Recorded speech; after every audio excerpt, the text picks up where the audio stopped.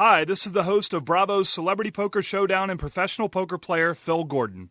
Thank you for joining me for my 2005 World Series of Poker podcast, brought to you by ExpertInsight.com. My new poker instructional DVD is available exclusively online at ExpertInsight.com. Get the DVD and get inside the mind of a pro. You only see my hole cards as I play at the final table, but you hear each and every thought I have while making winning decisions at No Limit Texas Hold'em. And now, from the Rio in Las Vegas, the 2005 World Series of Poker. All right, we're down to the World Series of Poker. Today is Wednesday, the $1,500 buy-in, No Limit Hold'em event. This is absolutely crazy. We got another 2,200-plus person field. There are people everywhere. I got here a little bit late, about 11:40, and the lines were 15 deep at the registration booth. They only had 100 seats when I got my seat. They only had 100 seats remaining in the field when I got my seat. And, wow, I'm at table 60, seat 5. I hate sitting in the middle, but hopefully we'll get moved or a table will break or something good will happen, or maybe I'll just go broke. I'm feeling kind of frantic today because I've been swamped with work. The new DVD release is coming up July 6th, and been very, very busy attending to details of that. So anyway, I've got to try to somehow get focused here with only just a few minutes, 7 minutes to go before the event starts.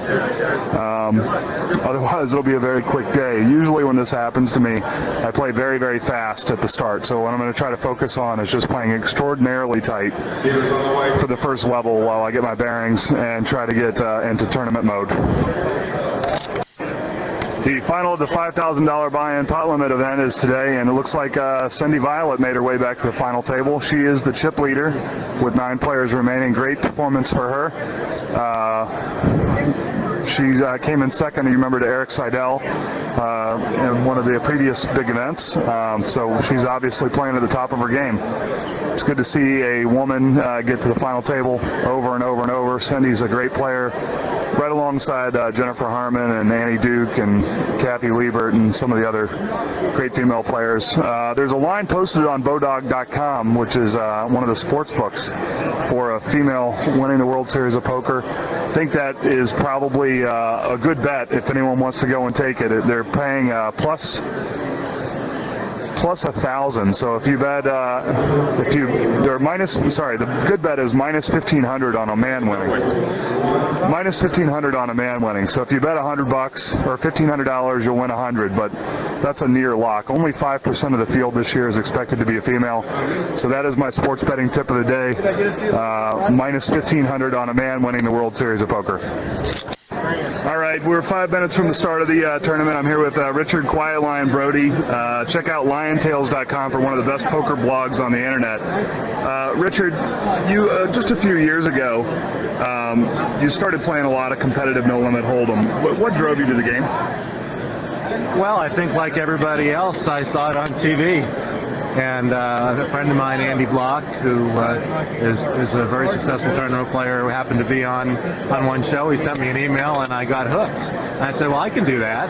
Now, turns out I can't do that. But no, that's not true. You've been winning. I've been playing about 2 years, and my successes have thus far occurred in minor tournaments. I have yet to achieve my masterful success in a major televised event, but it could be around the corner. In fact, it could be today. Yeah, in fact, it could, but you got to beat 2,300 people in order to win this tournament. It's a lot of people to beat, but I think that there's a nice pot of gold if you get to the end of that rainbow. So a lot of people may not know, but you were actually the original programmer for Microsoft Word. That's right, Bill. I led the development of version 1 back in 1982. And do you still use Word? Of course. Of course he does. I write all my lion tales in Word. How do you compare? Do you think your training as a computer scientist helps you or hurts you in professional poker? Well, first of all, I wasn't trained as a computer scientist. I'm a college dropout. I'm a self-taught computer programmer and amateur scientist, maybe. The math helps, but I think what really helps is the focus on what works, the pragmatism that is necessary to write a computer program. Because you can have all the highfalutin theories you want, but if they're wrong, your program won't run. And the same with poker. There's a lot of people with different theories about how to play the game, and if they're wrong, then you won't win. Or you might win, but you shouldn't. Right. So would you consider yourself a hacker in the programming world? Back in the old days where hacker wasn't an evildoer who stole other people's computers, yes, I was a hacker. And are you a hacker at the table? I would like to continue improving my hacking skills. All right, well, stop playing deuce-deuce out of position. That would be bad because I want a big pot from you. Yeah, Richard put a very bad beat on me a couple of tournaments ago with 2-2 after the flop came ace-queen-4 or something, and he checked me out of position. I had bet with ace-queen, and he called me with 2 deuces to spike a deuce on the turn. That was a very good turn card. Did you know it was coming? I just thought I didn't think you hit the flop that hard, obviously, and I was calling to see what I could do later. Nice read, Richard. All right, good luck today. Good luck today, and everyone who hasn't tried out Microsoft Word, well, that's not possible. Good luck. Okay, we're at the first break. I'm out in the hallway. I have 2,700 in chips. There are 1,600 players remaining. I didn't have to play real tight in the first round because I picked up aces 2 times in 3 hands. Didn't get a lot of action, but I'm hanging in there with an above-average stack. There are people literally everywhere. Craziness abound. They've extended the break this time from 15 minutes to 20 minutes, which should give me some time to find a couple interview candidates. So I'm going to walk around, see who I can find. There are 1,600 people remaining. The blinds are going up to 50 and 100. All right, Mike the Mouth, Matusow, how you doing? How many chips you have? We made it to the first break, and I have officially won 1 pot today. I'm up 2,200 chips. I'm making my move. 2,200 chips. Yes, I've won a pot. First tournament in 3 tournaments, I've won a pot. Congratulations to me. Mike, you're known as one of the biggest mouths in the game. What advantage do you gain by talking so much at the table? Well, I don't talk at all anymore because I can't win a pot. After I win a pot, I'll start talking. But since now I haven't won a pot in a month, I can't talk. Well, you've been killing the online games, right? Well, no, I was killing the online games. That was 2 weeks ago. Now I'm officially on suicide watch. Well, I saw the new car that you bought with your online winnings. It's up for sale currently at below market value. I kind of like it. Are you selling it for real? Yeah, it's up for sale on below market value. Have you put it on eBay? No, I put it up on eBay. First taker because Mike just bought the new Mercedes. What is Mercedes? Who would buy a Mercedes? BMW 645 CI convertible. Very sweet car. Yeah. If it is for sale, I might actually buy it. Yeah. So, what's your strategy in huge fields like this? As Mike usually calls it, fields full of donkeys. I drew another tough table, like 4 known name players on my table. But we busted 3 of them, so it's gonna need a miracle here. But you never know. I've actually made it through the first 2 hours in plus equity, which is the first tournament since the first tournament that I've done that.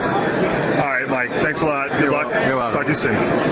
All right, I'm standing here with one of my good friends in poker, Jim Krazy Kanuck Worth. Jim is one of the best players in Canada, which isn't saying a whole lot, especially because their currency is about 1.3 to 1, something like that. Okay, so he's about 40% of a normal average American pro. But That's why we got a cash down here. It means a lot to us. But Jim is just told me that he got the broadcasting gig for a brand new show on Canadian television. What's it all about?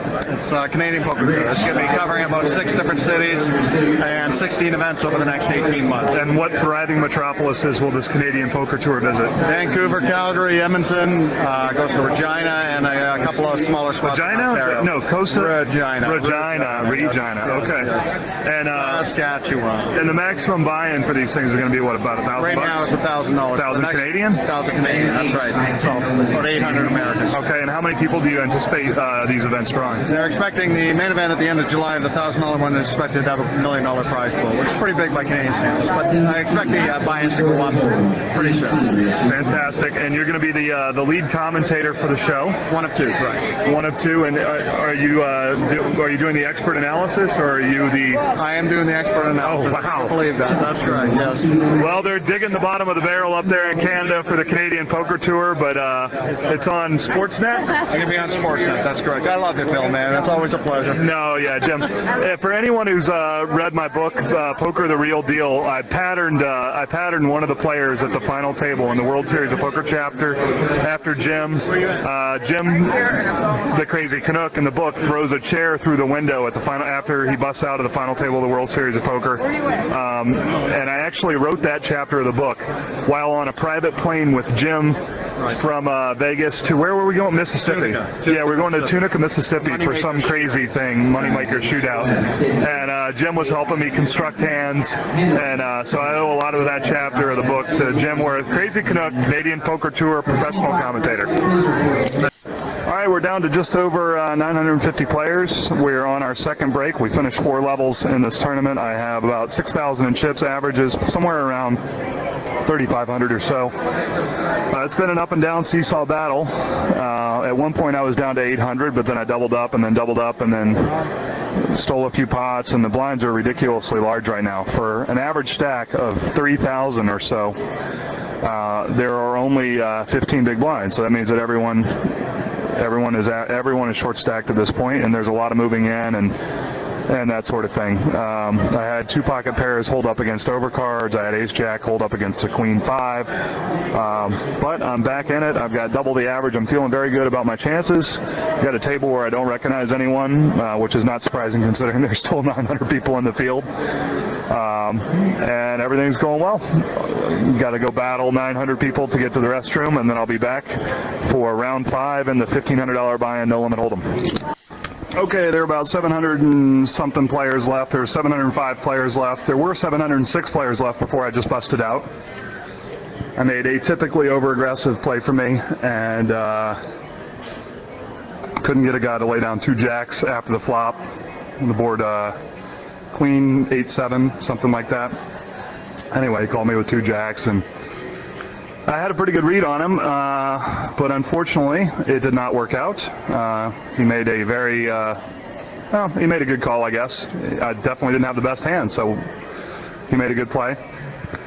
So that's it from the World Series today. There are 700 people left. It's a interesting field, to say the least. And yeah, I wish I could have done more with my cards today. I probably had a good shot at getting further in this tournament if I'd have just been a little more patient, but I didn't bring my A game today, I don't think. For whatever reason. It's sometimes difficult to focus, sometimes difficult to play your best every time. So I'm going to take a few days off here. Got to go back to LA for more voiceover for Celebrity Poker Showdown. I'll be back down at the Rio tomorrow trying to get a few interviews and chatting and such, but I'm not playing again for about 4 or 5 days. So hopefully the time off will do me some good. I'll be able to come back to the World Series and play straight through the championship event and hopefully to the final table. That's all from the Rio today and the $1,500 buy-in no limit. This is Phil Gordon. Thanks for joining me for the 2005 World Series of Poker from Las Vegas. This podcast was brought to you by ExpertInsight.com, home of my poker instructional DVD. Get inside the mind of a pro at the final table at www.expertinsight.com. Tune in tomorrow for more stories, interviews, fun, and insight into the world of professional poker. For ExpertInsight.com, this is Phil Gordon from Las Vegas, Nevada.